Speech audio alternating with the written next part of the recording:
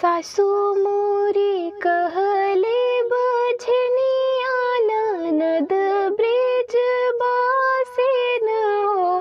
सखियाँ जे कर मैं बारी से ब्याही ते घरा से निकार हो। सखियाँ जे कर मैं बारी से ब्याही ते घरा से निकार हो। घर से निकरी है तेरी बाबा नहीं बन रोवाए हो। अरे अरे बन से निकले बन तपसिन तो सुख दुख पूछाए हो। अरे अरे बन से निकले बन तपसिन तो सुख दुख पूछाए हो। काऊ कहाऊ मोरे तपसिन कहत लाज गए हो।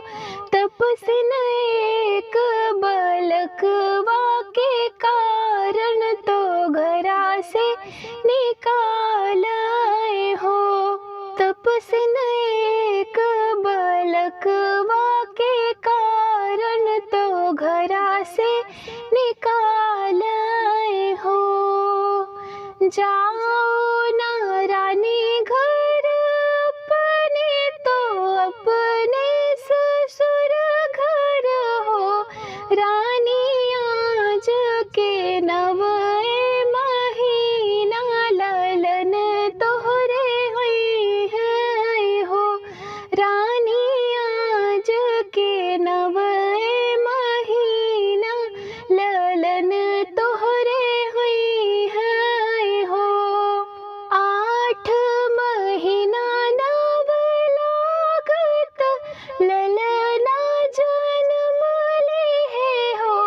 सखियाँ बजे लगे आनंद बधैया उठन लागे सोहार हो। सखियाँ बजे लगे आनंद बधैया उठन लागे सोहार हो।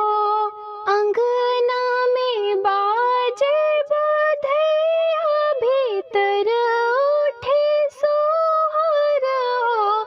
सखियाँ सात सवद सहनैया ससुर द्वारे नौबत हो।